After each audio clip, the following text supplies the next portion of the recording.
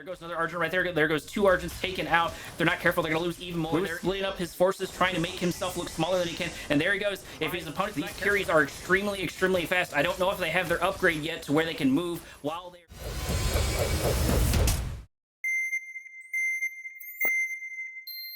Welcome to Stormgate. I am your host, Korak, and today's map is Titan's Causeway. This is the TANC 15 American quarterfinals. Starting us off in the bottom left-hand corner of the map, wearing the blue robes and the infernal gloves, we have ISanych. His opponent for the moment in the top right-hand corner of the map, wearing the red robes and the celestial gloves, we have CaptinAlex. Oh, it's Alex. We've CaptinAlex.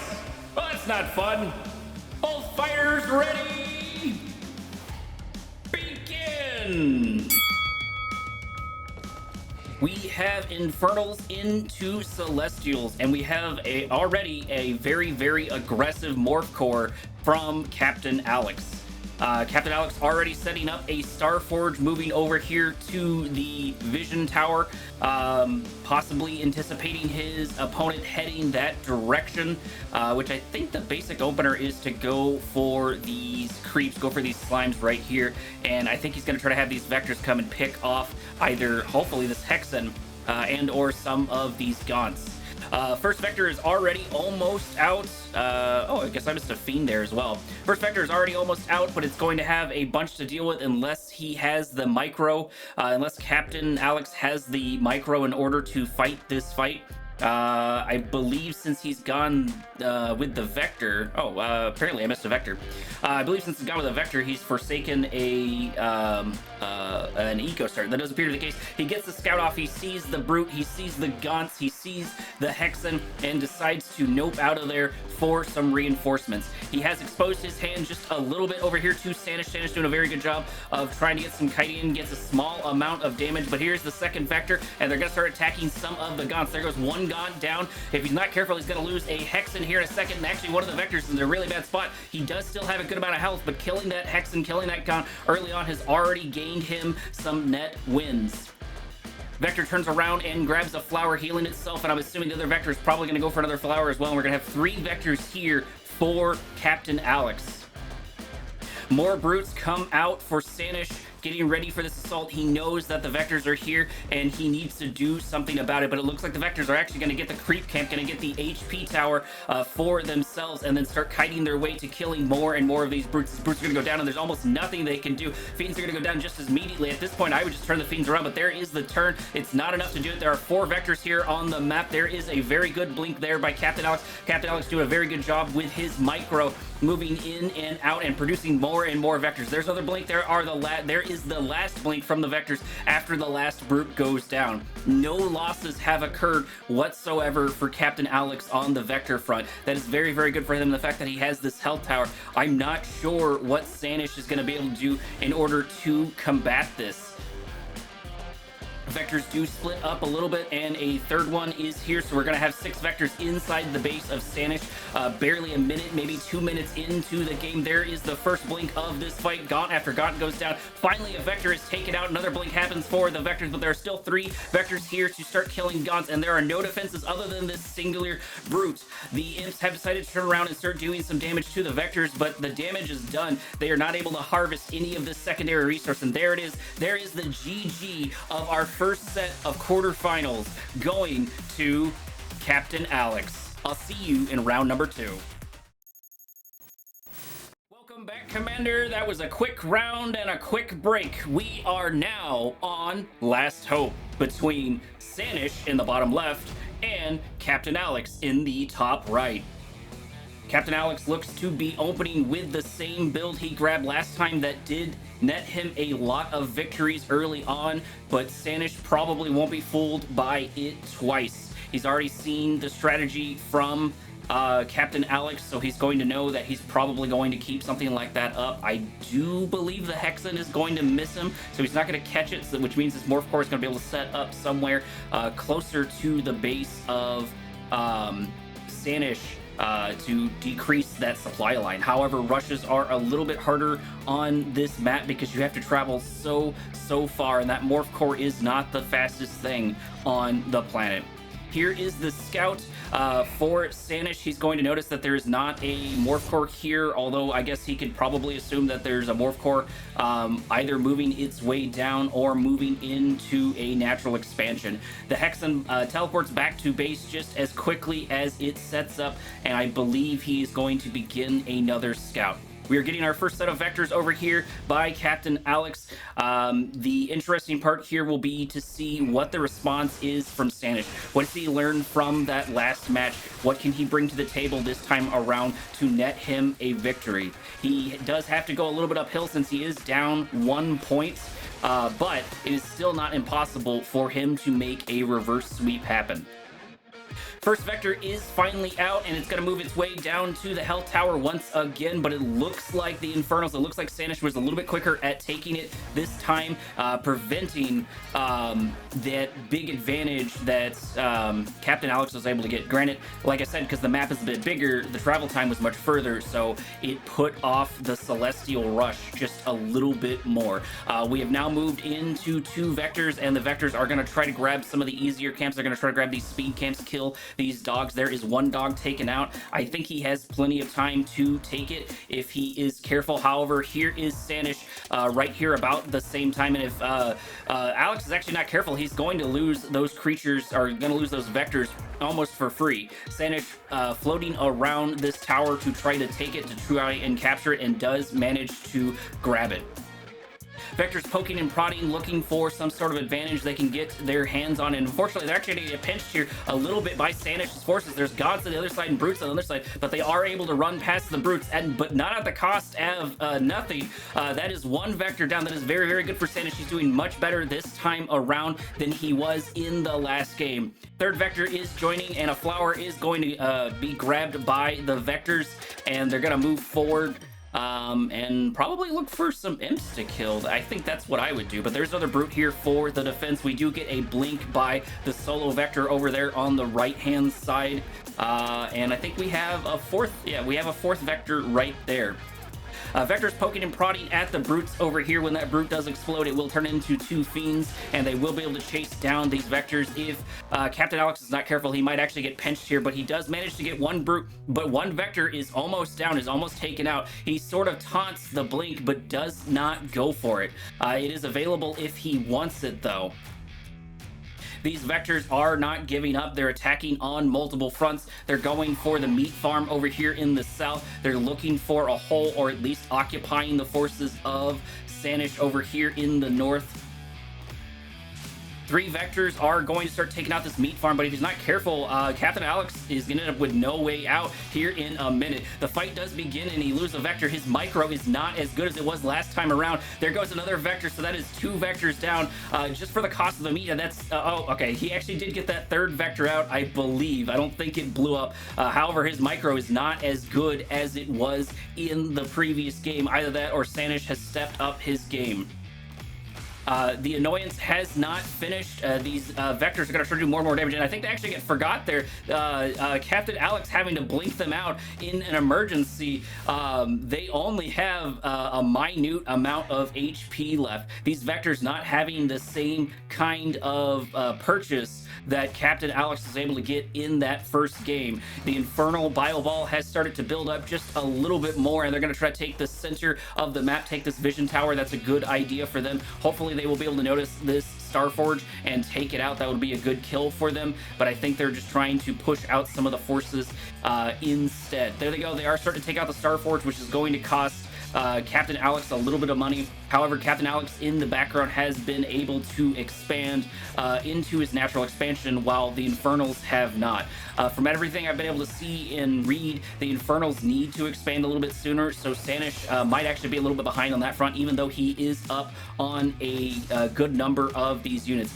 More and more vectors keep coming out, and if CaptinAlex is not careful, they're just going to go straight for his base. They're going to go straight for actually the tower. They're going to choose to go for that tower and get some healing. Not a bad idea, not a bad play, but they're not balling up where they need to. I don't know exactly how long it takes the tower. I kind of wish there was like a little clock above it to know when it would be complete from taking it. And maybe there is, maybe there's more UI that I'm missing, just like the HP bars. And CaptinAlex is actually going to do everything he can right now to sandwich in the forces of CaptinAlex. This is a really good strategy for him. He almost gets the full pincer off, but he does. No, actually, none of the vectors get down. The micro is back for CaptinAlex. CaptinAlex doing an amazing job swatting down or moving back and forward and using his micro to save his vectors.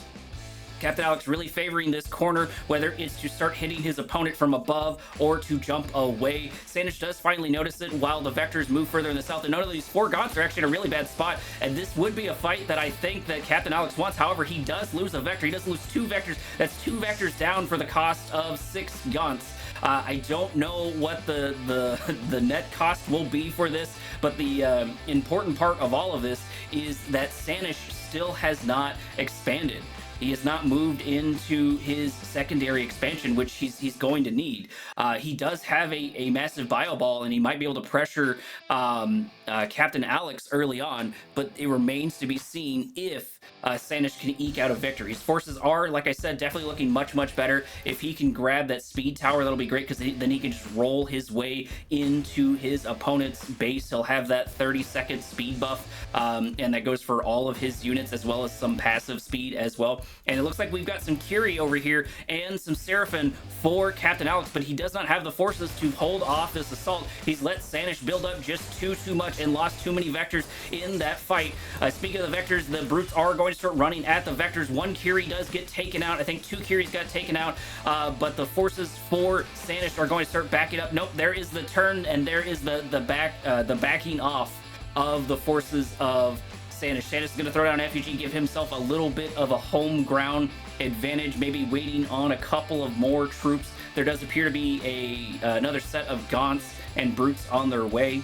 I think they still outnumber his opponent. Maybe he's waiting for some of those 1 clicks to face off, and there they go. They're actually going for one of the vectors, and the vectors almost gets absolutely destroyed, and 1 Seraphim does get taken out. This fight is actually looking really, really well for CaptinAlex. Another one gets taken out, and there is the GG. CaptinAlex able to turn it around. CaptinAlex not adapting his strategy too much, and CaptinAlex was able to find a way through to just push his way through that push and moving our score to 1-1. I will see you in the next round. Welcome to match 3, round 3 of the quarterfinals in the match between CaptinAlex and Captain Planet. CaptinAlex, I keep wanting to do that. CaptinAlex has not maintained his blue. He is now over in the red. He is in the top right, and CaptinAlex is in the blue with the Celestials, still maintaining his faction, but both players switching the color. I don't know if I mentioned before, but we are in Secluded Grove, and it looks like the opener for CaptinAlex is remaining the same. He's using that Morph Core. However, it did appear that CaptinAlex had the answer. He was able to adapt in time, and most importantly, his Hexen is actually going to see this Morph Core and begin to begin his harassment. That's going to be even better for him if he can take it out. I don't know if a Hexen beats a Morph Core in a straight up fight. We do have an imp moving forward, so maybe we're going to get some early aggression from CaptinAlex, from CaptinAlex. Words are hard. No, actually, he decides to go for a meat farm on top of the health tower. That may not be the worst idea, because these vectors are going to try to pop their way out and take out the health tower, which they've gone for multiple times, but CaptinAlex is building his way to it. He's moving his gaunts, he's moving a meat farm down there, and a couple other things to get ready for it. And most importantly, he is trying to take it out sooner rather than later. First vector is almost out, and it is immediately going for the meat farm over here as they begin their assault. Vector not finding the kills that it wants and getting pushed back by the slimes. Meat farm does finally, I didn't realize they could de-aggro from the meat farm. However, what ISanych wanted was to get these Felhogs to pop out and start doing some harassment, delaying the vectors while ISanych gets to build up some forces. That does appear to be what he's doing. He's got 2 Gaunts and Hexen as well as a Brute, so he is better equipped to fight this, better equipped to deal with this early aggression from the Celestial fight. There is 2 more Gaunts there joining there and joining them, so I gotta imagine here in a minute there even more are going to start joining if CaptinAlex is not careful. He could be in a rather precarious spot.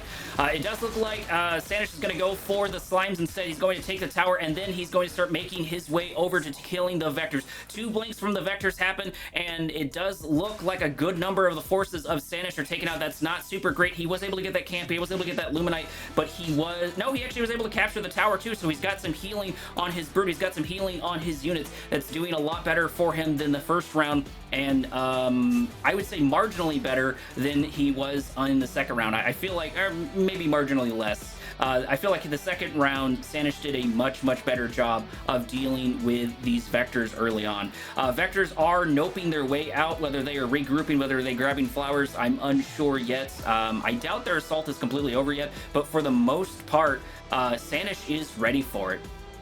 There is the bait, CaptinAlex not wanting to take it whatsoever, but he does take some damage. This Starforge does really need to be taken out, and ISanych sends 1 Brute over there, sort of trying to bait out some of the forces, start dealing a minor amount of damage. And the vectors are actually going to go for the base of his opponents. They're actually going to go for ISanych and probably try to take out some of his worker line, maybe go after this ritual chamber, but that actually does not appear to be the case. There is 1 Brute and a couple of Gaunts, and if the vectors are not careful, they're going to get trapped inside of ISanich's base. The blink of 4 vectors does happen as the chase down continues. These vectors are still not dealt with, but they were able to get the advantages that they were able to get in the first match. 1 vector does get taken out. That is great. There is the blink for CaptinAlex. CaptinAlex down to 6 vectors instead of 7. Isanych slowly whittling his opponent down in this rush. ISanych sort of sensing that maybe there's something wrong with his tower, is going to start making his way to the tower. I can't remember if every player has complete vision on the tower and that little bubble that we see around it, or if they only see it when their opponent takes it. Either way, ISanych is able to move in and take the tower rather unceremoniously and get a little bit of damage on 1 of the vectors. He is looking to finally turn around and possibly take out this Starforge.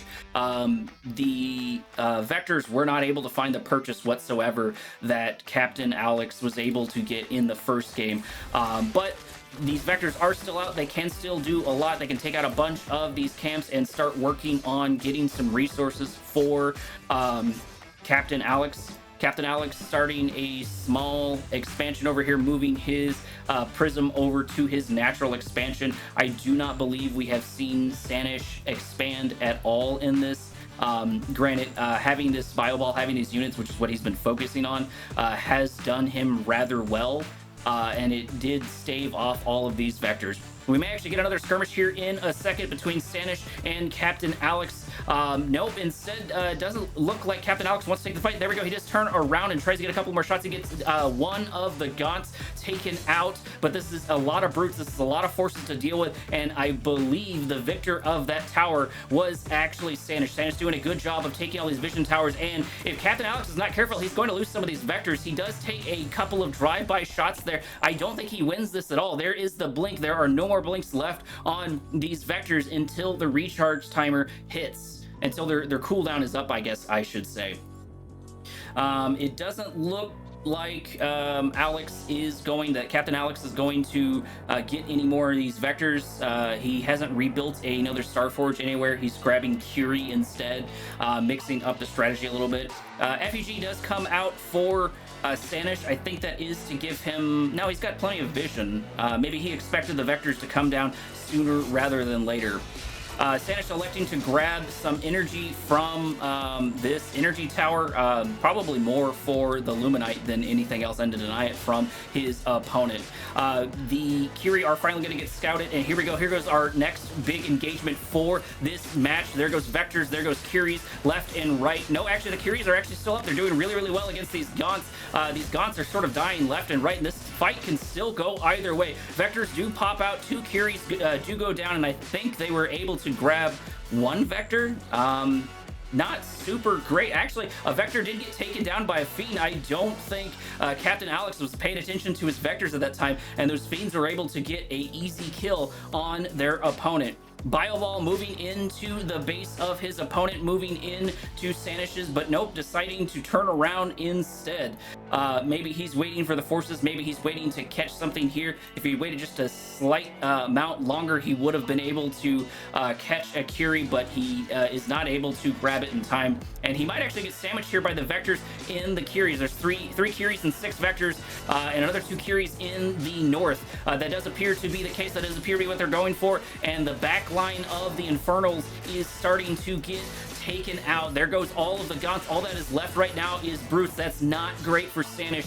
He losing all of those forces is not going to be super great for him in the long term. Not that CaptinAlex hasn't made any losses whatsoever. He has lost a couple of Vectors and used a lot of his abilities, but he is still coming out on top in this engagement. Curie's rolling in, not wanting to let their prey get away, not wanting to let that Brute get away, and the Fiends are going to get sniped by the Blink, by the Vectors, and that is the end of most of the forces of Sanish.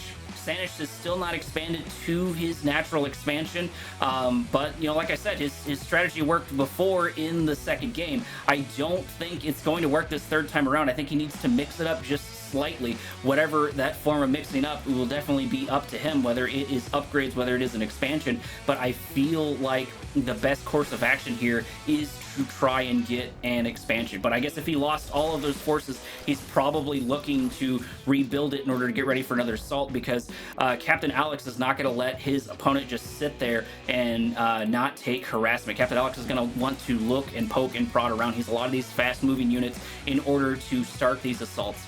He is getting these units fully healed up by taking this tower, granting himself a little bit of Luminite as well, and he is going to begin his assault on his opponent's base, on Sanish's base. It does look like one Fiend, even though it was meant to just be primarily a scout, is going to get taken out, while the Vectors move in the south and the Curies move into the north, into their opponent's base.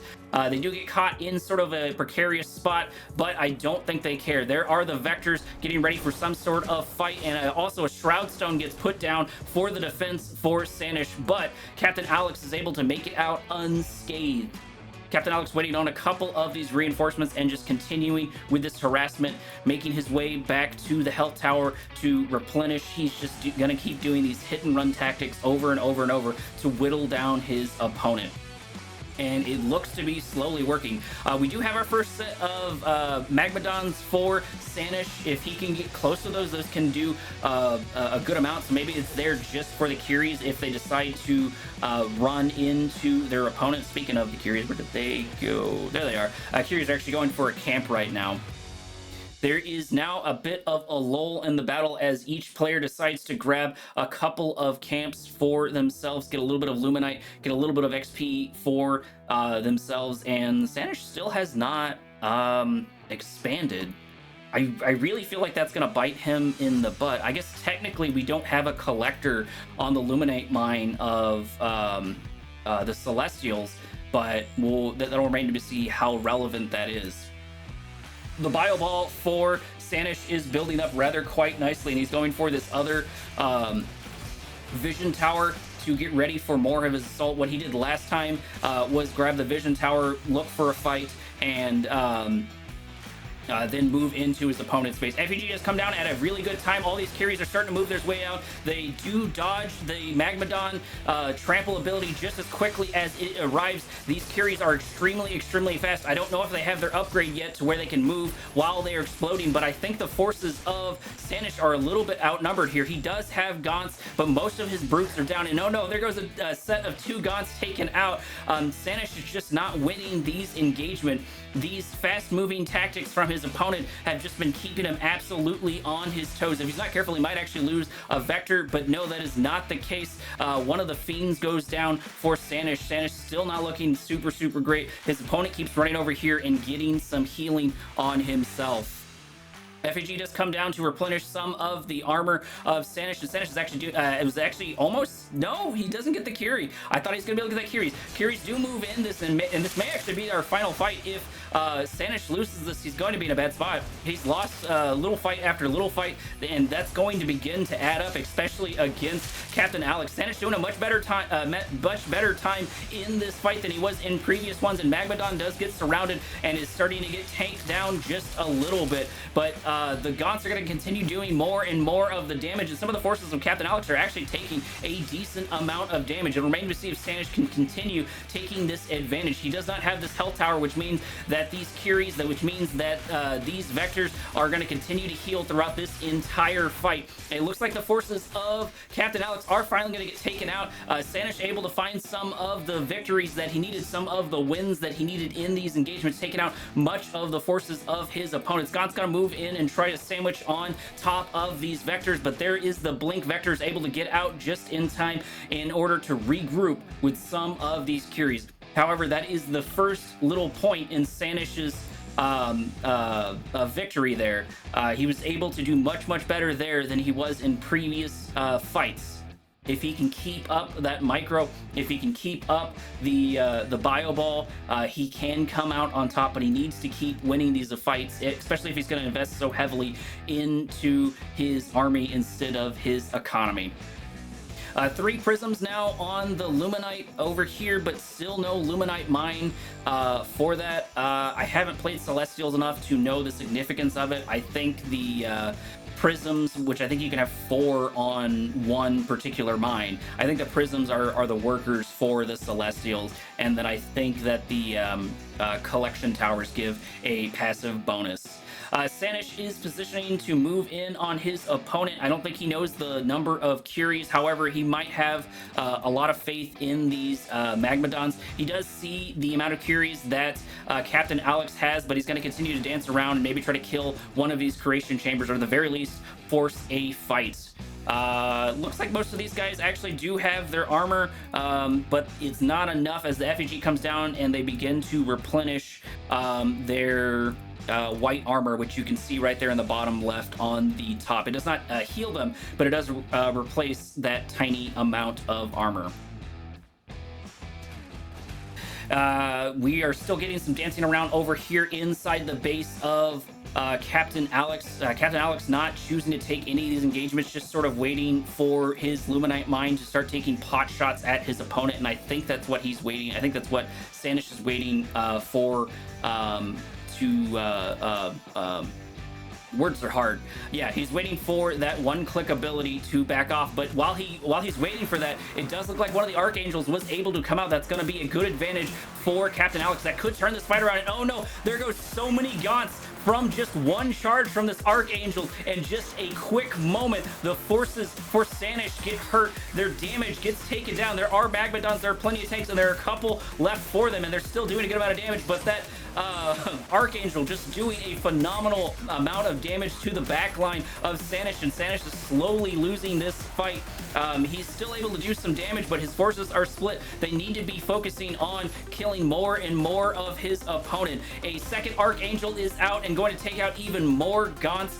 The Archangel production has begun for CaptinAlex, and he's finding amazing purchase in it. 1 Magmadon and 2 Gaunts are all that are left of this assault. This is not what CaptinAlex needs. CaptinAlex needs desperately to win these fights, and he does decide to call in the GG. He throws in the towel, and he is knocked out of this tournament. That means that CaptinAlex is going to progress to the next series. Join me in match number 4, Commander. I'll see you there. Here we are in match 4 of the TANC quarterfinals on the map Titan's Causeway. Starting us off in the bottom left-hand corner of the map, wearing the blue robes and the infernal gloves, we have Luolis. His opponent for the moment in the top right-hand corner of the map in the red, sporting the celestial gloves, we have Garnath. Both fighters ready? Begin! We have yet another Celestial faction versus another Infernal faction in this second set of matches in the quarterfinals between Luolis and Garnath. We are not getting an early Vector opener like we were seeing in the previous game, like we were seeing with Alex. We are getting 2 Arc ships this time around. We do get a good scout out by Luolis. He's going to see that there are 2 Arc ships for his opponent and hopefully prepare accordingly. I am always excited to see what these players decide to do in these mirror matches. There are only 3 factions in this game. There's no sub-factions like in some of the other games that I cast. And so it's always very, very interesting for me to see what these players do in order to mix things up. The different style of openers, the different styles of build. We saw in the previous game that ISanych not favoring the economy, but going more for a bio ball. And at least as far as I know it, you're supposed to grab more economy as the Infernals. But once again, I'm nowhere near as skilled as these players, and it did work out a little bit for ISanych, at least in the second round, going more into that, getting ready for the rush. But I'm not sure that Luolis is expecting any sort of rush from his opponent, since he saw the 2 arch ships ready, the 2 arc ships ready. And him grabbing this bit of trinium early on, I think is going to help him transition into some of these upgrades. For those of you who don't know, the trinium is used for some of the higher tier units and used for a good chunk of the upgrades, whether it's the upgrades on your command hub or whatnot, but it does get all of those. If this Morph Core is actually not careful, he's going to get caught in a weird spot, but his goal is to go for the center of the map. I don't know if he's going to get set up in the center of the map. And we might actually get our first assault here. The Celestials are undefended. Hopefully he does use one of these skulls to scout out his opponent, because he could get some good damage on it. There are no defenses right here for Garnath. Here we go. Here is the scouts units moving in, and they're going to see that their opponent is left wanting. The response is the 2 arc ships moving in. We do get an upgrade to an arc station over here, and we also get a prism down for Garnath. Garnath seeming to favor these arc ships and moving that morph core somewhere in the south. I'm assuming he's got some sort of plan. And once again, this time around, the Infernal faction is actually going to take his opponent's health tower, maybe to look to be a little bit more aggressive. And we're getting Seraphines out for Luolis. Or sorry, not for Luolis, for Garnath. Luolis, however, is moving in on his opponent's base, but the 1 click is there to push him out. The ability does pop out, giving one of the buildings a beam. That's what it's called. Sovereign's Watch, which is that ability that they're using on that. And it looks like, it doesn't tell me what it has originally for a cooldown, but it does go down pretty quickly. So it's basically just for, hey, get out of my base kind of thing. The Seraphine's doing a good job of poking around the map and grabbing a chunk of these towers for themselves. I don't think if I'm not sure if the tower changes if you get Luminite. I think that in order to get the Luminite, you have to kill the camp. I also missed if that Morph Core got scouted. However, Garnath is just going to assume that it got scouted and nope its way out of there. Instead of going for sort of a weird Luminite, whatchamacallits, words are hard, Luminite mine, he decides to back off. He's definitely wasting a little bit of time, but it's better than losing a Morph Core. Seraphines are still poking around, doing a bit of scouting and just kind of being pests, taking this location after that location, and we actually have an imp finally getting taken out. Nope, he's going to turn into a Shroud Stone as the Seraphine begins to poke and prod at it and take it down. That's going to buy Luis just a little bit more time, but not enough. Seraphine does take it out and begins to capture the Luminite Tower for his faction. Luis still not wanting to make a engagement for the moment. I would have wasted that ability and then tried to have gone in, but he did not want to do that. Morph Core is still not deployed. However, we do have nope, it's the same arc ship. We do have an arc ship moving out to start grabbing some of the trinium. It looks like T3 is definitely going to be what Garnath is pushing for. He's grabbing more of these Seraphines. This trinium is really important. There goes the Morph Core down relatively for free. That's not great for Garnath. Garnath not able to find really any purchase, and Seraphine after Seraphine is going to get taken down. I'm not sure if they got forgotten there or what, but that's unfortunate, losing 3 Seraphines early on. Arcship is moving somewhere. I don't know what its plan is. I guess it's just looking for the trinium, but if it's not careful, it's going to get caught by this bio ball, by all of the forces of Luis. Luis definitely having the advantage. I'm not sure why he's not pressing it. Maybe he doesn't think that he can win. Maybe he doesn't think he has the forces yet to move that. I feel like he could have done that earlier, but that's easy to say from the casting chair. That's easy to say from my perspective. I don't know. Well, Arcship does decide to back off, maybe trying to find greener pastures in the north. He is sort of wasting a little bit of time floating around, not really getting anything. Hopefully he's going to notice that his opponent is retaking this tower and that it's not a good idea to move the Arcship. Yep, he does decide to back it off. Garnath having a little bit of indecision, or Luis just doing a very good job of stopping his opponent from taking some of these more sneaky expansions. We do have our first expansion for the Inferno faction. He did expand a little bit quicker than his opponent. However, his opponent can sort of long distance mine with these prisms and with a couple of other things. The trinium is almost out inside the main base, so he's going to have to find more and more trinium, which is what he was trying to do down here originally, which is what Garnath was trying to do down here originally, but was not able to find the purchase that he needed. Instead going for more and more Luminite, and there it is. The Arcship does get scouted, but the forces for Luis aren't going to be enough in order to take that out. Luis making his third expansion over here, grabbing the 2 Luminite mines for himself, doing a very good job on his eco, doing a very good job of controlling the map and taking back these towers when he can from his opponent. The prisms are still floating around and doing a lot of this long distance mining. I'm not sure why Garnath hasn't expanded in over here. Maybe these prisms just do a lot better in mining than I particularly realize, but they can't do, I mean, like, I can't imagine they do super amazing, but maybe he knows that he is outnumbered by Luis and he's not wanting to risk investing the money in those collectors. You know, if someone has any insight on what his plan is here, if they can let me know down in the comments, that would be really nice. I can only make an educated guess based off of what I have seen. Luis going to do a good job of taking the Luminite Tower for himself, building his economy just a little bit more as his bio ball gets stronger and stronger. This is a lot of brutes and a lot of gaunts. However, we do have a whole bunch of animancers, which are, you know, basically the banshees with that black hole ability for Garnath.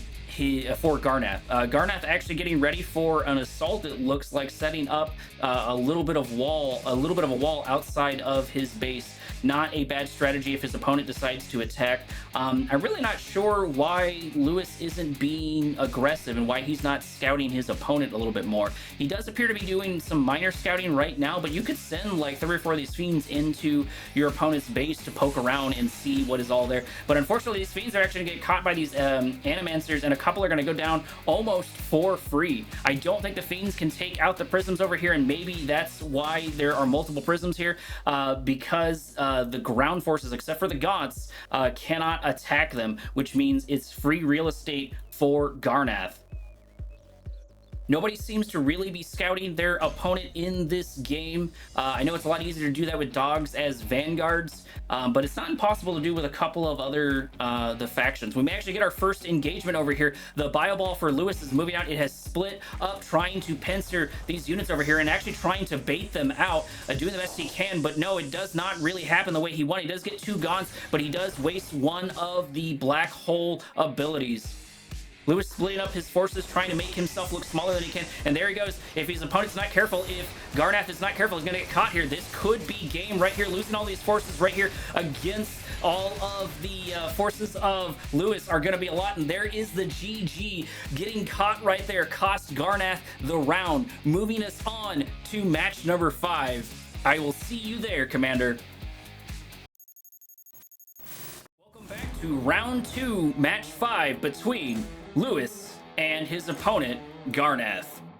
Lewis switching over to red. Let me double check my notes. Yeah, Lewis switching over to red. He was blue last time. Both players holding on to their faction, and Garnath switching over to the blue. Lewis in red, Garnath in blue. The score is now 0-1 in Lewis's favor. Or I guess 1-0 if I take it there for a minute. Either way, Lewis is up a point. And if Garnath is careful, the map Last Hope that we're on now might actually be his last hope. He needs to win this fight and then one more after, since this is a best of 3 series. Hexen is going to do a good job of scouting his opponent. He sends the other, I forget the name of the ball ability that he can send out. He sends a skull to scout the other area while he moves further into the south. Garnath electing to grab a similar strategy that he did last time, grabbing these 2 arc ships early on and probably move into the prisms. Maybe we'll actually get to see a little bit of a rush from the Inferno faction. That would be nice to see, especially considering they are supposed to be the more Zerg faction, and you see that definitely in the clumping of the troops. And I've got to imagine the Celestials have very much a Protoss feel. I have not played much of competitive StarCraft 2, so I can't really attest to that too much. I was a Terran and a little bit of a Zerg player in StarCraft 2. Not anything of noteworthy, but those were the 2 factions that I was way more familiar with. Terran because of the campaign, and Zerg just because I thought they were interesting. Wasn't great at them, but they were definitely interesting to me. Either way, Infernals are supposed to be the Zerg faction, and right now they are grabbing extra Luminite from the health tower and killing some of these creeps. It looks like they're also going to go for the energy tower for themselves. That will help the Hexen recharge some of its abilities. I think the Hexen is one of the only troops that need this energy tower for the Infernals, at least of the tier 1 units. They do grab it. They do grab a little bit of Luminite, and they do charge a tiny amount of the Hexen's energy. I don't think that was the purpose of taking it. I think the purpose was just grabbing that Luminite, which they are definitely doing, and they're going for another 3rd tower right now as his opponent has transitioned, as Garnath has transitioned into a creation shower, 2 prisms and a Luminite tower. Morph Core moving out. Maybe he's going to finally grab another expansion. Maybe he's going to try to do something sneaky, but if he doesn't do something at all, he's going to have some problems, because there are a good number of forces for Lewis here. Lewis looking in really great shape. He's built up early on to where last time around it was more Garnath that was built up, and no, actually it was Lewis that was built up. I'm confusing matches again. But either way, it looks like Lewis might try to be a little bit more aggressive. He's still poking and prodding around, see if his opponent has expanded and seeing what he is doing. I don't know if he can outright destroy him right now, but he can definitely delay and hurt him. We don't get a 1-click ability yet, and the assault has begun for Lewis, and there's really no response from Garnath. He is not moving his arc ship over. He's not doing any 1-clicks right now. He's doing almost nothing. Maybe he looked away, but there's got to be pings on his base. This is not looking great for him. He's about to lose his Legion Hall. He's about to lose his Creation Chamber, and losing those this early on in the game are not going to be good for him. He does get a Seraphim out, but it's too little too late. The damage is done, and there it is. There is the GG, granting Lewis the victory. Garnath is knocked out of this tournament, allowing Lewis to move on to the next bracket. I will see you in match number 6. This is match number 6 in the quarterfinals of the TANC America.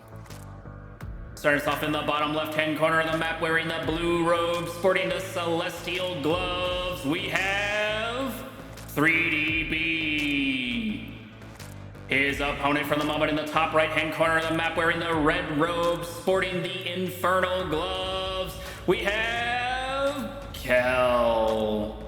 Both fighters ready? Begin! We have a new series in this bracket between Kel and 3DB. 3DB is not a player I am familiar with. I've seen Kel in a couple of games, at least in my experience. You guys can let me know if he is a StarCraft player or anything like that, or maybe a well-known entity in some of those other locations, or maybe even in Stormgate. I have not seen him yet. But we do have another Celestial versus Infernal match on our hands, and so far none of the builds have been drastically the same. We're actually getting an early Shroudstone over here by Kel, by the Infernals. The Infernals being much more aggressive than we've seen in the quarterfinals for the moment, and a good amount of damage is being dealt to the creation chamber. It's healing just as quickly. I'm not sure if the prism does that, but the Hexen has decided to go for the prism instead to start slowly taking out, but it is also getting some healing. I think that right there, I think there was a one-click ability, unless that has some natural healing. Either way, Shroudstone is just about up, followed up by a couple of Fiends, so more and more damage is going to be happening to this base. Creation chamber is going to start producing some Argents to start getting some damage on a couple of these things. Power bank is going to get taken out while the prism gets pushed over here. First Argent is out. It's getting a little bit of recharge over here, and it's starting to do a small amount of micro to push the forces a little bit further outside of its base, at least as far as those Fiends are concerned. Shroudstone is still not dealt with. Creation Chamber is slowly being whittled down, but I think the Arc Ship is gonna, no, he's gonna sit there with it. Yeah, Arc Ship is gonna move forward and start taking out more of these units. Another Argent gets taken out as more Fiends move into the base of 3DB. 3DB not looking in a great spot for the moment. I'm not sure how he's going to be able to turn this around. This is definitely going to be annoying for his expansions, definitely going to be annoying for him in general. Morph Core is going to pop its way out to soak up some of the damage of the Shroudstone, but I'm not sure what that's going to be able to do. And there goes one of the last Argents for 3DB. 3DB is just not looking super great. The one click is here. He is able to get this Sovereign's Watch out in order to do some damage to the Hexen, almost taking out the Hexen, but unfortunately not doing any damage to the Shroudstone. The ability wears off just in time for the Fiends to move their way in. Kel probably counting in his head when that's going to pop off, and he is going to back up his Hexen while the Fiends continue the assault, while the Shroudstone continues the assault, and there's just no real answer right here from 3DB for this Shroudstone just being set up inside of his base. Argent's going to continue picking on these Fiends and try to take them out, but at the cost of a whole bunch of HP. Creation Chamber still producing a whole bunch of these Argents, moving them forward and trying to take out that Shroudstone as best they can. Another Power Bank gets popped down, but the Fiends don't care. They're going for the Argent instead. Argent gets a small little bit of a healing, but it's not going to be enough to do, it's not going to be enough to save him, that's for sure. One more Fiend is left, and it looks like Kel is doing a whole bunch with a little. He's just had a couple of Fiends in here a little bit after a time, as well as this Shroudstone. This is a great delay by him, and it's still absolutely crippling 3DB. 3DB has not fallen yet, though. He says, "I didn't hear no bell," and is continuing with this defense despite losing all of these forces. Two Argents do get taken down while the Hexen is still alive. Third is probably going to get taken down if it's not careful here, but there goes the Hexen. There goes one of the bigger problems for the Argents. Another one click comes out, the Collection Tower doing some damage to the Fiends and buying his Argent some time. All that's left is the Shroudstone, and there it goes. 3DB was able to break the siege on his base while his opponent began to invest more and more into that. However, his opponent did set up a shrine and has moved into the natural expansion to where the same cannot be said. And actually, there's another Shroud Stone over here on the natural expansion of his opponent. So Kel just setting up home base over here, trying to be as annoying as possible, trying to delay the Celestial faction as much as possible. The Celestials do decide to grab the Luminite mine over in the north. That is one thing that's really great about their buildings, is that they are so mobile, so they can sort of just pack up and go to other locations if one is unavailable, like it was over here. However, the siege is now completely broken with that second Shroud Stone being taken out by the Argents. And it does look like we have a couple of Fiends, Gaunts, and Brutes over here by Kel. Kel's going to maybe try to grab this Vision Camp so he can see if and when his opponent comes. One Creation Chamber out here on the front to add to the Argents to reinforce their units, and he does see that they're going for the Lookout Tower over here. The kiting has begun for the Argents. Argents are starting to take out all of these Fiends. That's really great for them, but they're going to have a problem because there are 4 more Fiends inside these 2 Brutes. They're over here by their Creation Chamber in order to get a little bit of reinforcements, but none are being built. I guess that there's no way for Kel to see that those units are being built. I know when... Oh, no, I guess it extends like that when it's building, or maybe it just does that randomly. I don't know how that animation works. There is an Argent, another Argent over here that is released. A something dies. I'm guessing that's a Brute since 2 Fiends came out. Maybe he blew them up in order to save those units. Argents are going to go ahead and reinforce and try to get a tower over here, but they're going to get actually caught in a really bad spot over here. They do take out a Gaunt, they do take out a Brute, but they are in sort of a bad location. They do actually seem to outnumber the Infernals, which is good for them, and they can transition in units in and out of the fight. And if they're careful too, they can also grab this healing flower for themselves, which they do grab, and now they are moving for the tower of their opponent, going for the Speed Tower, which will definitely help them. They'll be able to do a bit of microing, grab a little Luminite, and deny that from his opponent. Not only do you get that 30-second buff, but from what I understand, you get a passive speed buff as well when you take that tower. I don't know if that applies to all units or how that specifically works. That's just sort of what I heard on the grapevine. Another thing y'all can correct me on in the comments if you would like to expand my game knowledge. This is a whole bunch of Argents out for 3DB. 3DB doing a very good job of making a bounce back, starting to set up more and more of his economy and having a whole bunch of these Argents. However, Argents won't be enough to stop Infernals if the fight continues. Right now, he's in a good position, and actually one of these Brutes is going to get caught in a really bad spot, and they're going to get it relatively for free as it scouts out the Speed Tower and gets taken out just as quickly. These Argents are actually in a really good position if he had any sort of scouting to start dealing damage to the Shroud, but I don't see a lot of Celestial players do scouting. Maybe they just don't really have a great scouting unit. I've seen people scout with Seraphins, but I think that's a pretty expensive scout. Argent's looking for more and more fights to grab. They want more and more of this Luminite, but this is unfortunate for them because they get pinched a little bit here by Kel. Kel doing a very good job of catching up to his opponent. However, these Argents are just a little bit faster with this speed buff still on them. They have it for another 5 seconds, which means they can kite a little bit better for another 5 seconds. They're actually looking to take this a fight. 2 Gaunts almost get taken down almost immediately. However, FAG pops out to replenish the, I think that might actually be temporary health and not armor for the Gaunts. I'll have to reread the comment. Someone explained everything the FUG did to me in one of my previous games, and I need to commit that to memory better. Argent's going for another camp once again. He's just trying to, 3DB is just trying to rebuild the economy, offset the delays that he had received previously in with that siege by the Infernal faction, and get some healing on his Argents. Not a bad call. He's moving and poking and prodding where he should and how he can.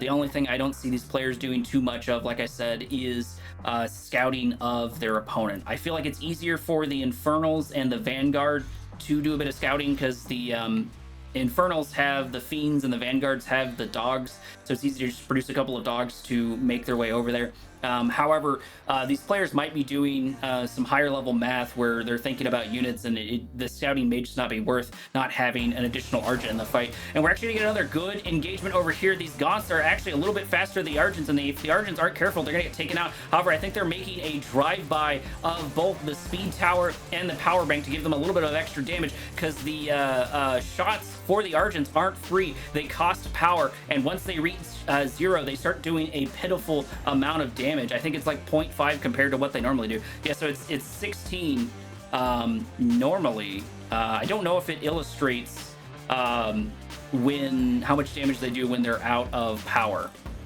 We'll have to find one that doesn't have any power to figure that out. The Bio Ball for Kel is going to move into the base of his opponent, into the base of 3DB, and 3DB spending some time actually killing the trees over here, maybe anticipation to get ready for this fight.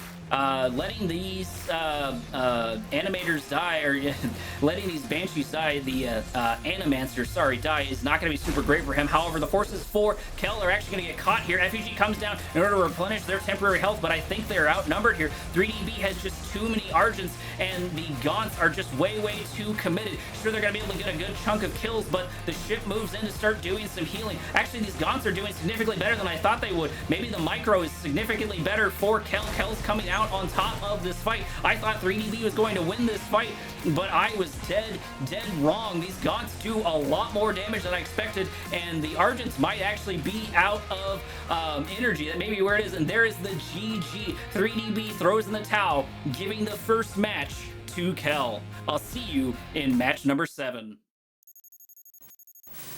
Welcome to match number 7, round 2, between B and Kel. It does look like B has been able to maintain his blue and maintain his Celestials over in the bottom right, and over in the top left, Kel has been able to maintain his red and maintain his Infernals. Like I said before, this is the map Last Hope. I actually don't... I know I've seen it a couple times in this tournament, but just sort of in general, outside of the TANC 15, I haven't seen too many plays on this map, so I don't know the strengths and weaknesses of it. I do know that this is a much bigger map than a couple of the others. It's also way more... like, there's a lot more areas for larger armies to fight.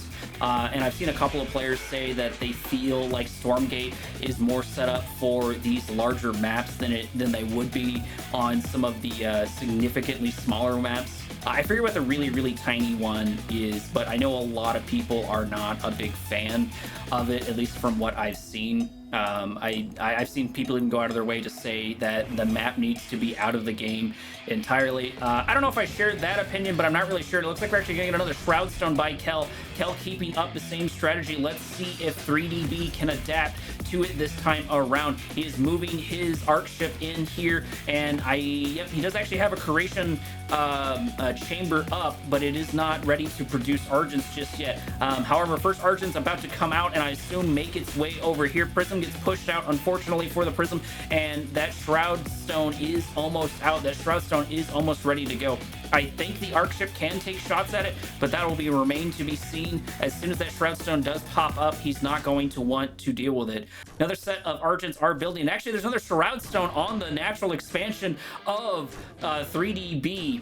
Fell just being all over it, being the aggressive early faction this time around. Not necessarily doing something like a Zerg rush or whatnot, but doing sort of a Protoss turret rush inside the base of his opponent, which is really interesting to see. I'm glad to see that Kel has sort of mixed it up and has got some of these weird strategies ready to go, some of these weird builds that seem to actually delay his opponent quite a bunch. I don't know what kind of gains he needs to get in order to justify putting down 2 Shroud Stones, but we will see. If he delays his opponent long enough, it may be worth it. Hexen and Shroud Stone are going to focus on one of these Argents and possibly get it taken out, but if the Hexen is not careful, he's going to get taken out himself. He only has 38 HP, and there he goes. He is surrounded by these Argents. The micro is here much better for 3DB. 3DB doing a much better job preparing for this, having 2 Creation Chambers out, getting a bunch of Argents out early on, and breaking this siege much quicker than the previous round, giving him a little bit more time. And he did have a good number of forces despite being delayed in that last one, but I think maybe 3DB picked a bad spot. Maybe he didn't have any Curie to deal with the frontliners of his opponent, but those Gaunts were ultimately able to take 3DB down despite him having all of those Argents and despite him having Defender's Advantage and a couple of one-clicks and towers and whatnot. He was still defeated inside of his base when he threw in the towel and gave that first round to Kel. However, this is a new match, this is a new round, and hopefully a new 3DB and a new Kel. We have seen a lot in this tournament when players lose to a strategy that maybe they didn't expect or weren't particularly ready for or practice against, and then a lot of these higher level players manage to adapt rather quickly. So maybe that's what we'll get to see here. Maybe 3DB will be able to do a reverse sweep, which would be nice for him, but that's what we get to see. We get to see these new engagements. Both players going for the, I think, respective speed towers. No, going for different towers. It looks like 3DB is going for a Luminite tower, while his opponent is going for one of the easier towers, the speed tower, which will definitely help him get his brutes around and get a little bit more of scouting done. But he just appears to be going for more and more camps, getting more and more of that Luminite, thinking maybe he just needs to out-eco his opponent early on. And we do get our first expansion by Kel. It looks a little bit delayed, especially compared to his opponent. It looks like the Celestial was able to advance much quicker, even with that Shroudstone poking around. And yeah, actually, we have a collection tower on 3 of the Luminite mines already. Another interesting theory that I've heard a couple people say, I think it's Pig is the one that says it the most, from what I understand, and maybe it's map specific, but from what I was seeing in one of his videos is he was saying that having 3 bases is perfectly fine, but that 4th base leaves you open to even more and more assaults, especially when you have some of these higher skilled players which can assault multiple areas rather quickly, or in a very good way. So it just leaves them more opportunities to whittle you down here and there. And I don't think we've seen too many 4th bases in this series so far, but the meta is still developing, especially with new patches, so we'll get to see that here in a little bit. Everybody is grabbing as many towers as they possibly can while they wait for reinforcements, while they wait to build their forces for themselves. Another thing on this map is I don't think I've seen anyone go for the resource here, to go for the trinium here in the center. The map looks like it is set up to get the players ready to do that, but I'm not sure if the trinium's going to be enough to motivate them to move over there. I feel like they should probably do something like in Command & Conquer, to where they have this primary resource. In Command & Conquer, it's called Tiberium.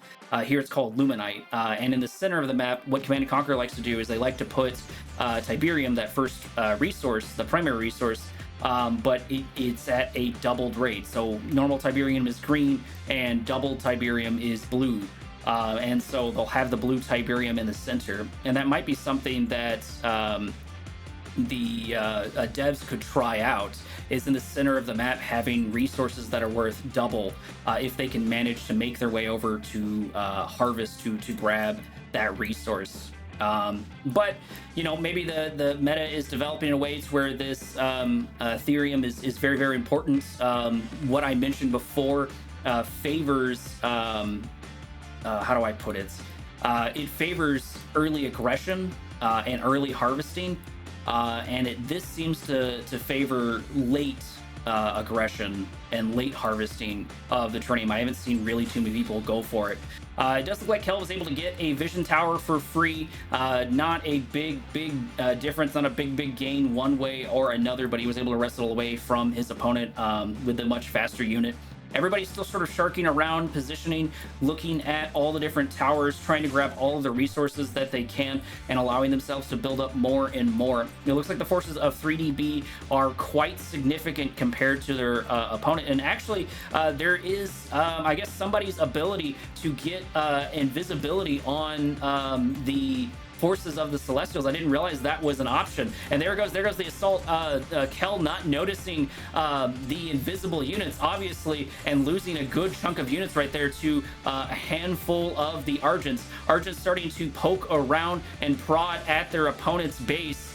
And I don't think Kel has a response to this right now. That does not appear to be the case. Kel is in a sort of precarious position. However, he is trying to ambush his opponent, but the black holes are here to delay and do a lot of damage to the forces of Kel. 3DB looking in much better shape this time around. He is the aggressor this time. He is the one in his opponent's base and has taken out the majority of the forces of Kel.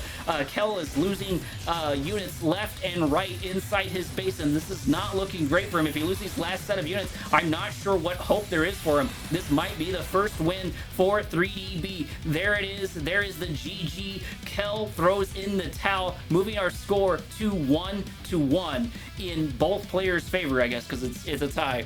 I will see you in match number 8, round 3. Welcome to match 8, the final round between B and Kel in the quarterfinals. We are on the map Titan's Causeways.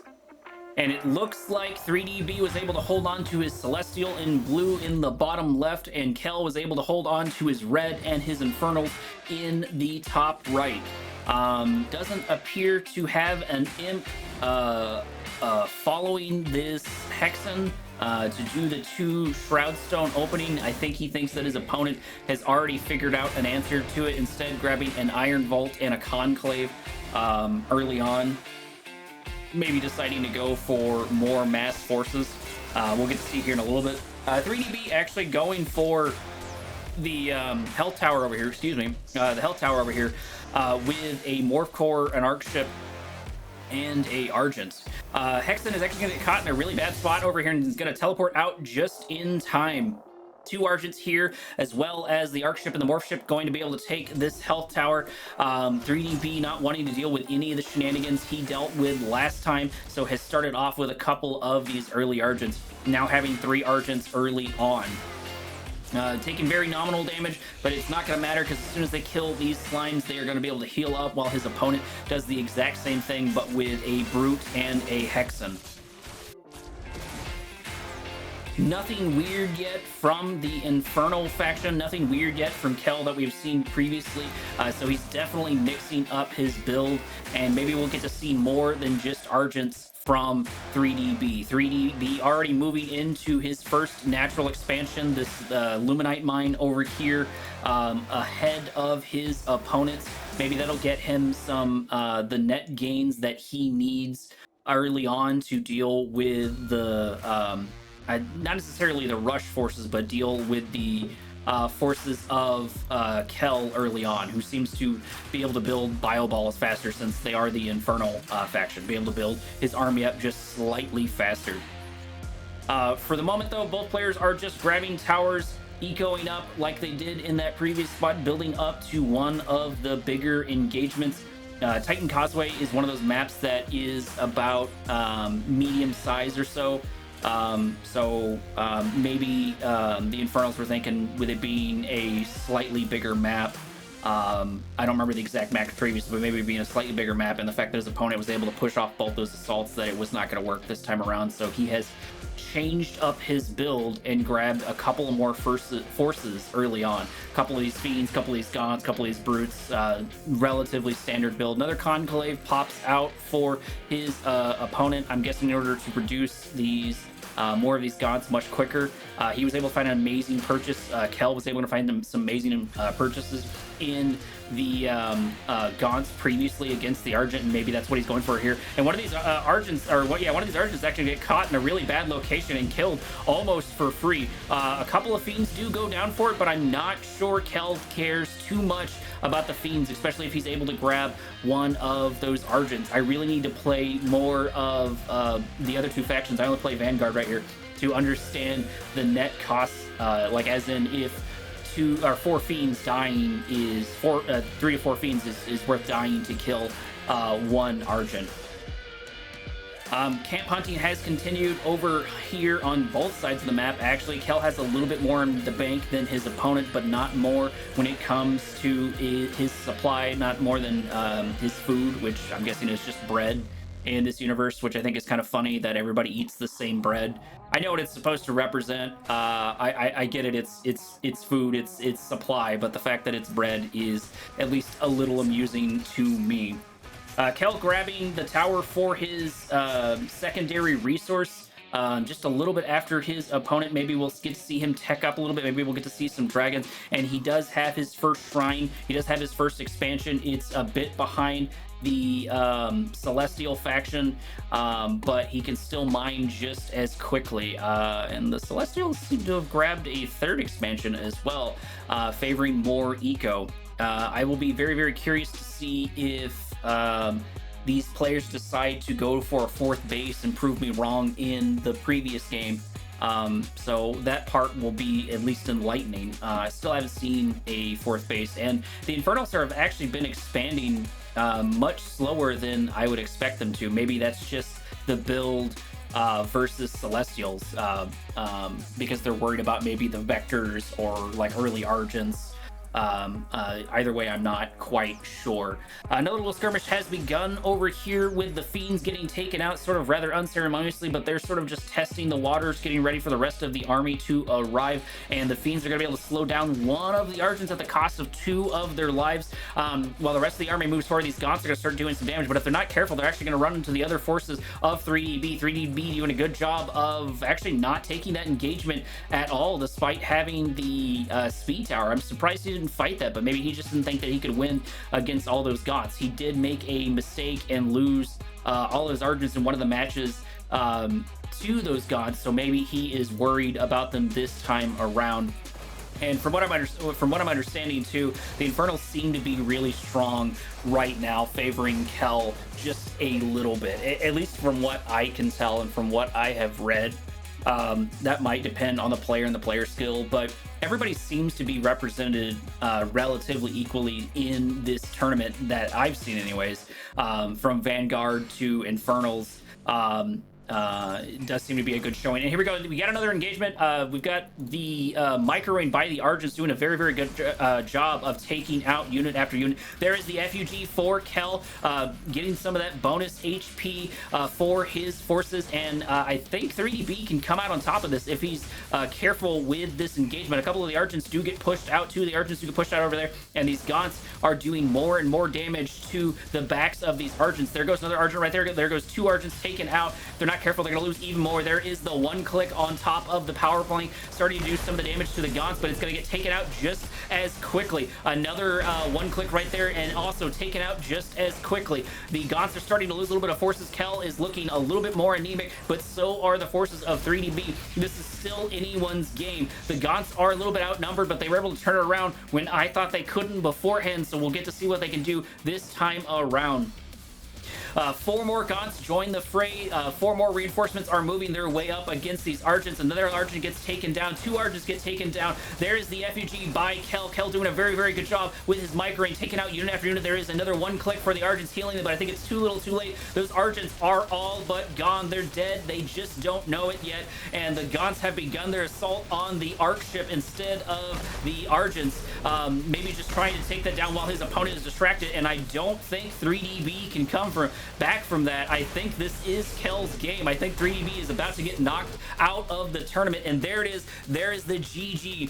3DB getting knocked out, and Kel moving into the semifinals. I'll see you in match number 9, Commander. Welcome to Titan's Causeway. This is the last series in the quarterfinals for the TANC 15 American edition. Starting us off in the bottom left-hand corner of the map, wearing the blue robes in the infernal gloves, we have MSRM.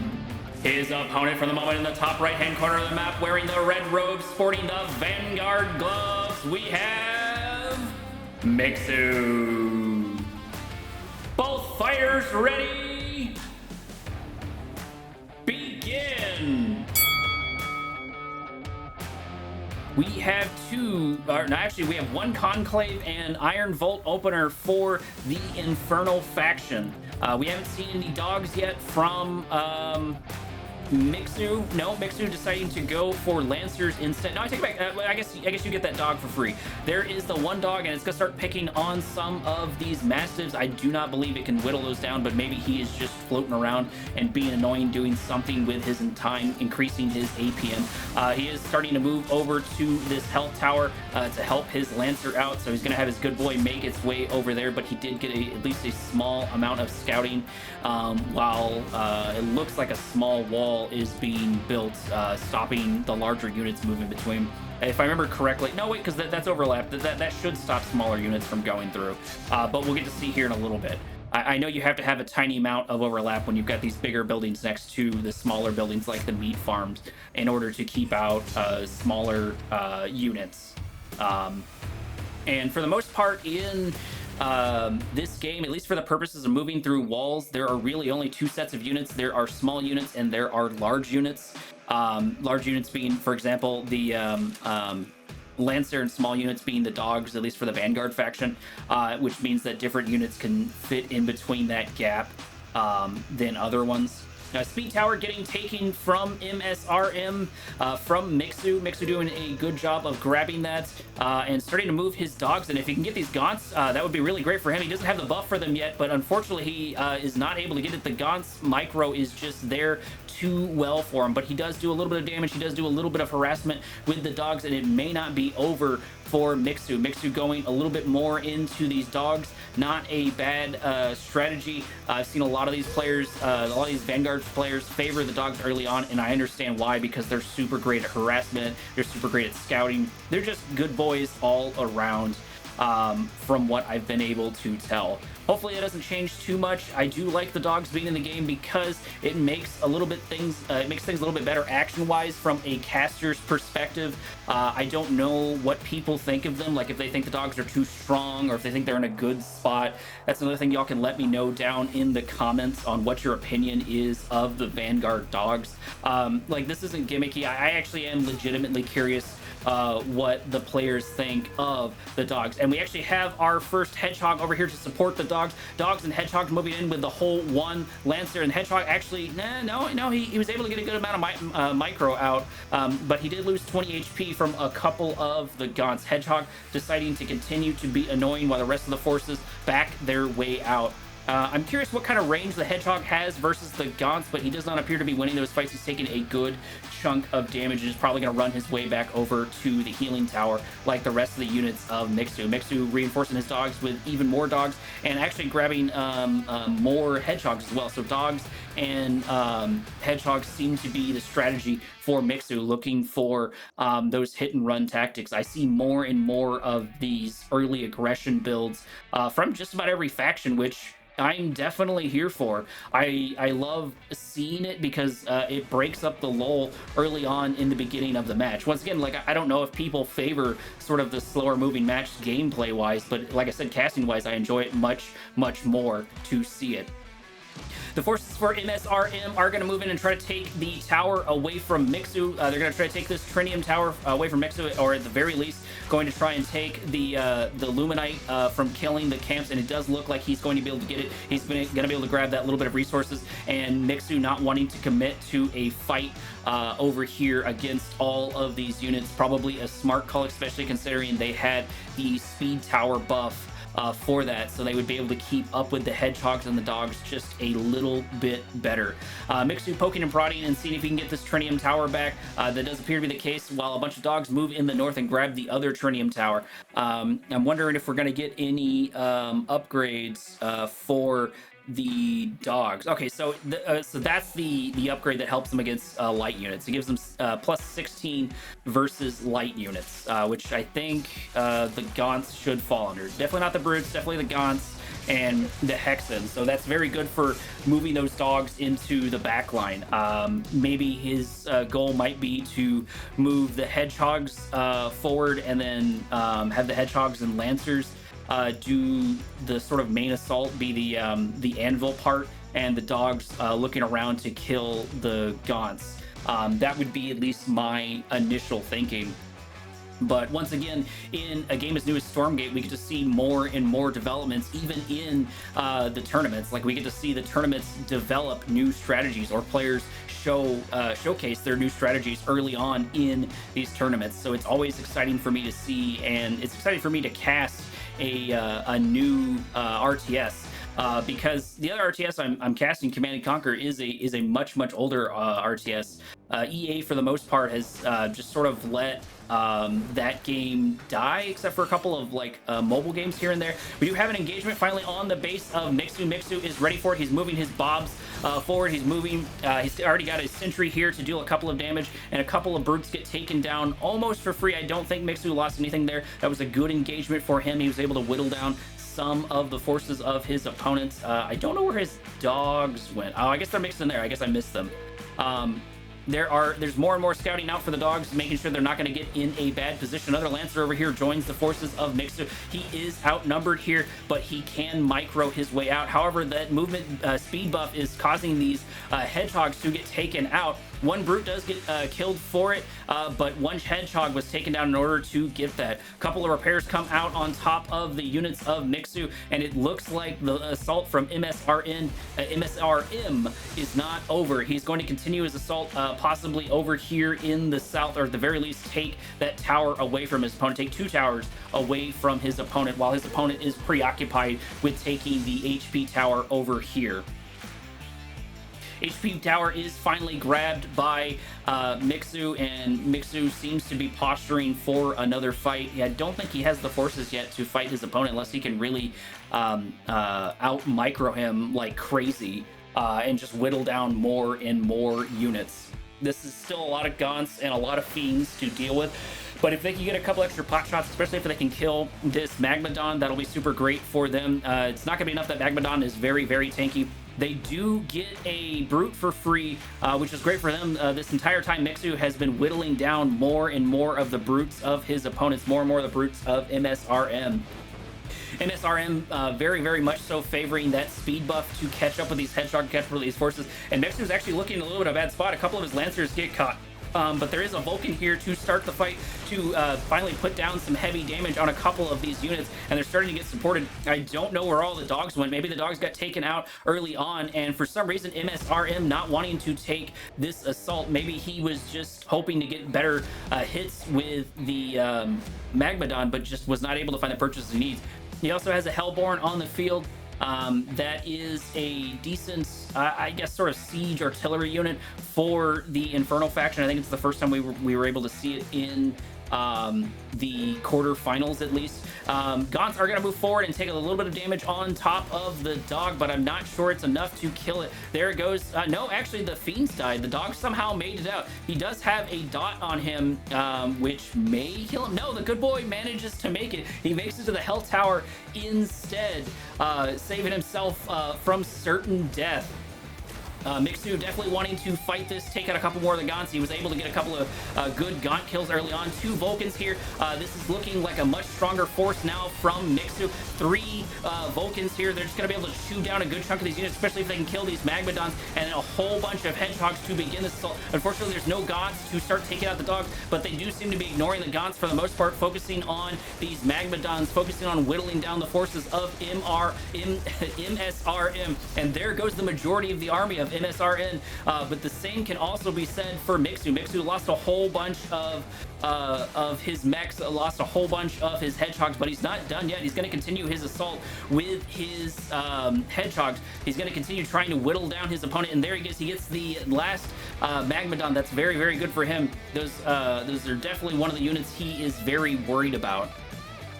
Hedgehog's not necessarily looking for another engagement. However, they are going to try to grab this speed buff. That would be great for them if they can get it. Another Magmadon wasted its trample ability. The micro here for Mixu, and Mixu's going to start hitting the backs of the Magmadon, doing a good chunk of damage. Nah, I say good chunk. Doing at least some damage to the Magmadon, whittling him down slowly over and over. We're going to get our first security post over here to protect the natural expansion, the second natural expansion of Mixu. I have not been paying attention to where the Infernals have developed Looks like they are still sticking with 3 bases. Still haven't seen a 4th base. I say that, and well, no, I guess this isn't a 4th base unless it's maybe just considered an outpost. Nope, there it is. There's a shrine, followed by a shroud stone and an iron vault. This is a 4th base for MSRM. It'll be interesting to see how it plays out for him, but I think he's going to lose it just as soon as it goes up. These hedgehogs are on top of it, and there's our first dragon for the match, but they are going up against hedgehogs, and they're going to switch into anti-air mode and get a couple of good shots off. However, the dragon has a whole bunch of health, but the hedgehogs did what they came to do. They took out that 4th expansion for his opponent. Another 4th expansion is building. Maybe this is what Pig was talking about, where you have this 4th expansion that is much harder to control. However, I feel like this is a bit more condensed, and that this is maybe more of a base rush from MSRM. He's trying to decrease the length of his travel time. However, we also have a 4th base over here by Mixu, and the dragon is going to start its assault on it. The forces for Mixu are going to start to move around to try to protect his command post. His command post is all but dead, though. However, he's getting a free Megalodon, which is going to be great for him, and a couple of free forces that's going to be really, really good for him. But this Hellborn is not done with its assault. He's just barely able to save the command post with just a bit of HP left. Bobs are going to move forward, and the forces for Mixu are actually going to split up to pincer some of the forces of his opponent. There is an FUG. There is more land down for the Infernals, but I'm not sure it's going to matter. Their forces keep getting whittled down more and more by these Vulcans, by these Hedgehogs. These Hedgehogs do an amazing job against the Infernals, killing that Hellborn, and I'm not sure MSRM is going to be able to turn this around. He is in a rather precarious position, and he's lost a good number of his forces, while Mixu has done very, very good job of getting his hedgehogs in and out and moving them where he needed and doing the micro where he can. And the annoyance is not done. This flayed dragon is just going to keep poking and prodding on this command post, but it's not going to do too much. It's still got a good chunk of HP left. However, it is going to start harassing the Bobs, preventing the Bobs from mining down below, while the other Bobs build a sentry post, a couple of sentry posts, to get ready for the defense.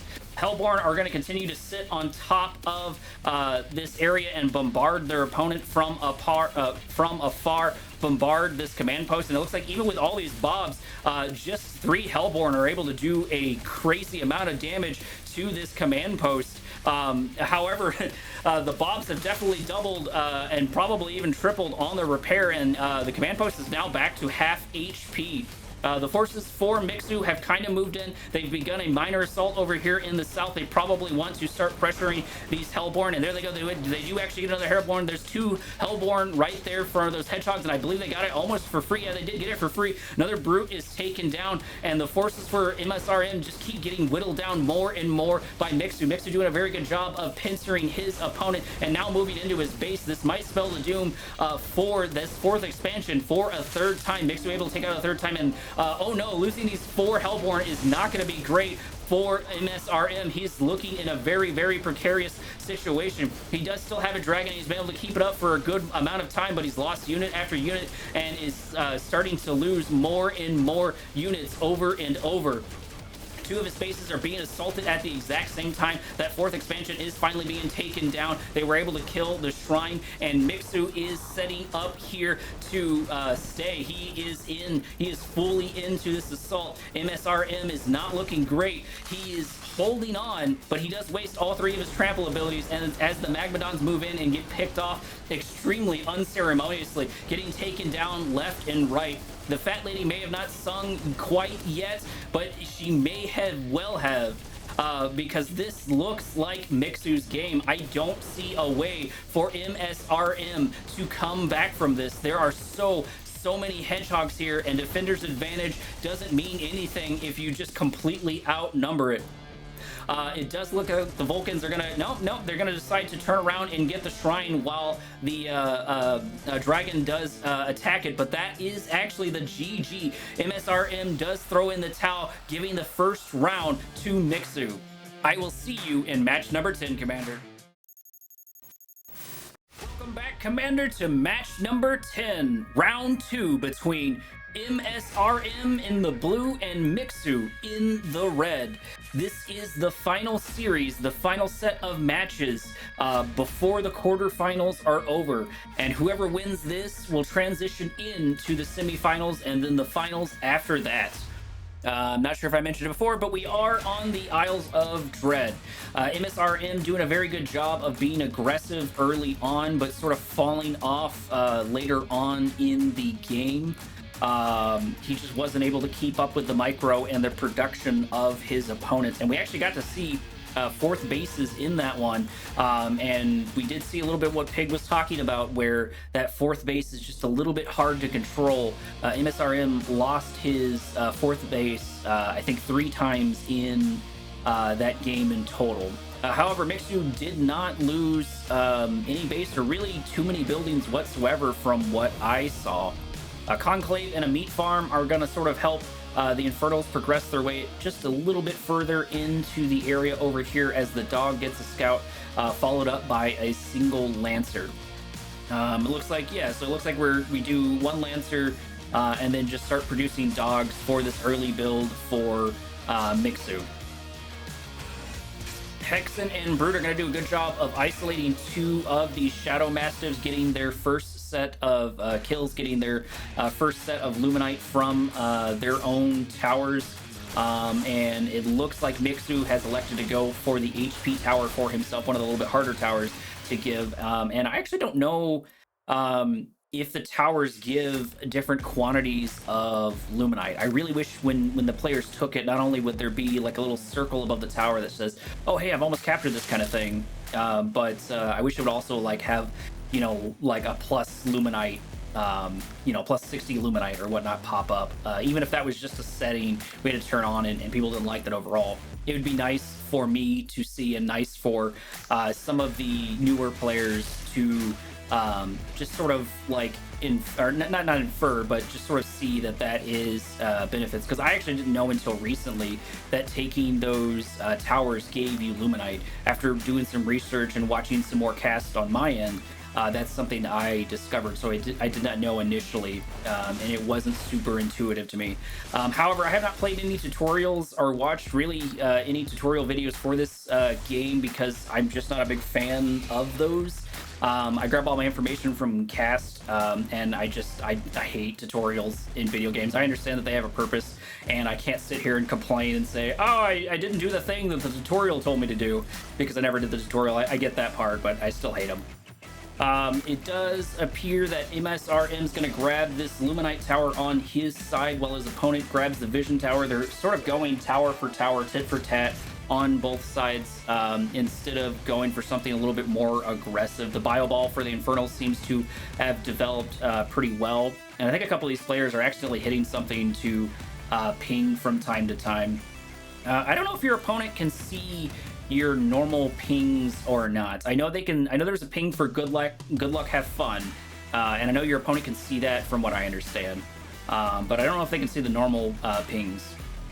We are getting our first natural expansion by the Infernal faction by MSRM, with, oh no, actually Mixu expanded quicker than the Infernal faction. I guess I missed that build up whatsoever. Yeah, I missed that build up. He's got a couple of Bobs there already going, and they're gonna get scouted over here by these Fiends. They're not super worried about the Fiends. You can just sort of repair a Bob in order to stop this assault. Sure, they're gonna be annoying, but that's really about it. And we actually get our first little skirmish over here. A couple of these dogs are going to go for the Gaunt's, going to try to take out the Hexen, and they're just, oh no, they actually are quick enough. They were able to take it out right there with support from the Hedgehog. Able to take out that Hexen is super great for them. Getting rid of that unit is going to be helpful. That dot is super annoying to deal with. And I think they also got a Gaunt or 2 in that fight. I was too preoccupied on the Hedgehog. Bio Ball for MSRM is looking rather healthy. However, we've seen Mixu do a lot with a little, especially these Hedgehogs, especially these fast-moving units. He has had very, very, very nice micro that I've seen in this game, and has been able to utilize his units to great efficiency. Mech Lab pops down for Mixu looking like he's probably going to go into Vulcans maybe a little bit earlier. Maybe decide to grab something else. No, he's grabbing the upgrade for the Hedgehogs. That makes sense, since that's one of the primary units he is using while he's still continuing to produce Hedgehogs. So looks like his build is remaining relatively the same as last time. He doesn't have any real harassment to deal with from his opponent. The Bio Ball has moved around, but it has mostly just gotten camps for MSRM. Which is not doing nothing, but I think MSRM is going to have to mix up his build a little bit. Maybe it's harder for him to be aggressive against Mixu. Maybe he's too worried about Mixu just having too great of a defense, but either way, we're managing to speed up grab by the forces of MSRM, which is going to help them keep up with these Hedgehogs, but the Hedgehogs, not wanting to take the fight, do decide to back their way out and group up with Lancers. I don't think Mixu has the forces yet to make an all-out assault, but he can do some poking, he can do some prodding, and he can definitely do some scouting with the dogs. Dogs are actually in a good position to grab these Gaunts unless those Gaunts are bait. Nope, the Gaunts are going to get taken out by the Hedgehog just as quickly as they walk forward. There goes 2 Gaunts almost for free, and the forces of Mixu are moving into that third natural expansion of their opponent, getting a lot of free shots over here, forcing a fight. There is a Shroud Tower, Shroud Stone, I should say, down just as quickly. That I'm guessing that was a one-click ability, but more and more of the forces of MSRM are getting taken out here. Hedgehogs do back out, grab a flower, and get a tiny amount of healing. But this harassment is not over. A Fiend gets taken down by the Hedgehogs as the Gaunts can, or as the Hedgehogs continue their microing in and out. Lancer gonna move forward and help out his Hedgehogs while they take out the Brutes, while they take out the Fiends and start picking on the Gaunts. I think the plan here is to pick off more and more of these Brutes, because they're going to be able to help support the Gaunts, and if the Gaunts have no support whatsoever, that'll make them easy pickings for the Hedgehogs, and I think that is the frame of thinking right now. 2 more Fiends go down for free, giving a rank to at least one of the Hedgehogs. I really wish health bars worked so I could keep better track of who ranks up and when, but Mixu's still doing a really good job of continuing this harassment, and even though he hasn't fully engaged and taken out the entire base, he stopped Mixu from harvesting, or he stops MSRM from harvesting that secondary resource, that Trinium.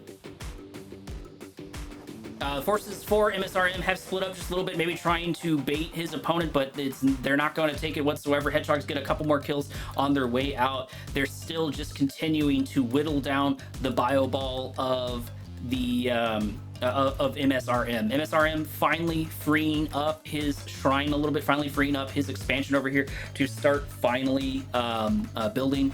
It's at least 3 finalies. And we have our 3rd expansion for the Vanguard faction, moving just as quickly as his opponent. And yeah, he's a little bit more set up because of the killing he was able to get off, because of the whittling down that the Hedgehogs were able to grab for Mixu. Bio Ball looking bigger and bigger as the moment goes on. Megalodon using its trample in order to get a couple of those trees down, maybe trying to get ready for a fight over here, giving himself more space to concave his forces, sort of setting up the field. That'll remain to be seen. We also have the Vulcans out, I feel, a little bit earlier than Mixu was able to get them last time. Maybe he enjoyed the purchase he was able to find in them, enjoyed the damage that they were able to get done on a couple of the forces, because I think the biggest threat to the forces of these Hedgehogs and to Mixu in general were the Magmadons. That trample ability is definitely a force to be reckoned with, and the Gaunts have the movement speed and are starting to push out these Hedgehogs all the way back to home base.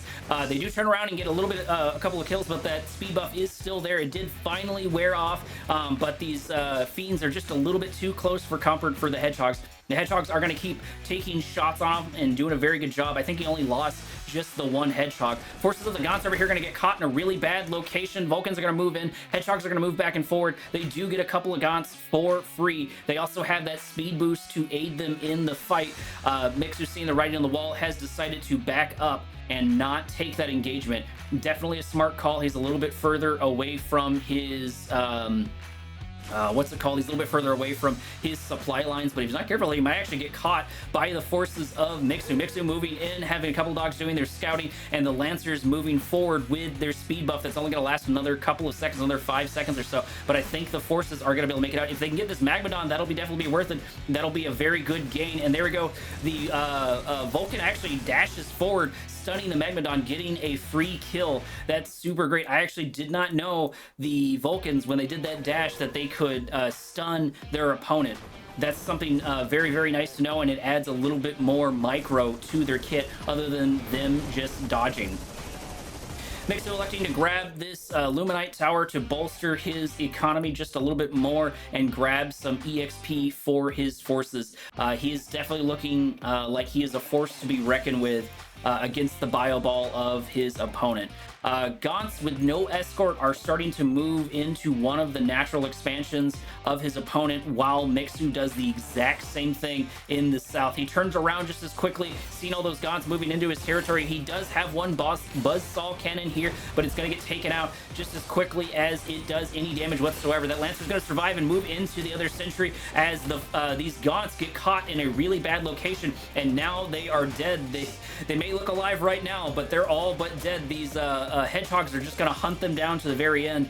MSRM losing unit after unit time and time again, getting whittled down more and more, especially as the forces of Mixu move on to his base. I think he does have a whole bunch of brutes and Magmadons, but losing all those Gaunts, I can't think of a way that would have been useful to him. Maybe if he was able to get like a bunch of kills on the Bobs and hurt his opponent's economy, but I feel like that was a massive waste for the Gaunts, for that force, because that's what he needs to fight Mixu. He really needs those Gaunts. Sure, the Magmadons are going to do a lot, but they can't do everything by themselves. They need those Gaunts for the damage. Forces are going to move in and do a good chunk of damage. They're trying to avoid that Magmadon ability and getting some more and more picks on his opponents. The Lancers move into the build line, into the mining line for the Imps, as the rest of the forces continue an assault over here. These Lancers maybe are not needed for this force. These Magmadons can stun, these Brutes can hurt, or these Brutes can swing, but they don't do a crazy amount of damage without those Gaunts. This is sort of a neutered force over here by MSRM.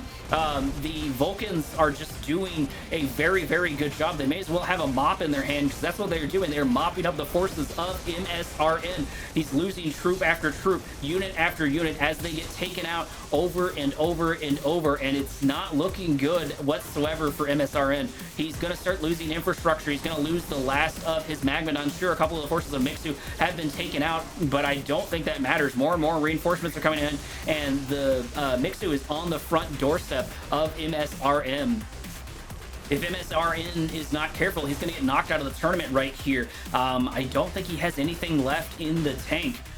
He's about to lose this natural expansion, and there doesn't appear to be, he doesn't have any forces whatsoever to stop it, so he's going to lose all this infrastructure. And there it is. There is the GG. MSRM is dropped out of the tournament. He is no longer in the TANC American Cup, giving Mixu the victory. And there it is. The game has finally caught up with MSRM leaving the game. That has been the quarterfinals. Stay tuned tomorrow for the semifinals and the finals, which I will be casting and releasing tomorrow. I'll see you then, Commander. Thanks for tuning in. I have been Korak. Transmission out.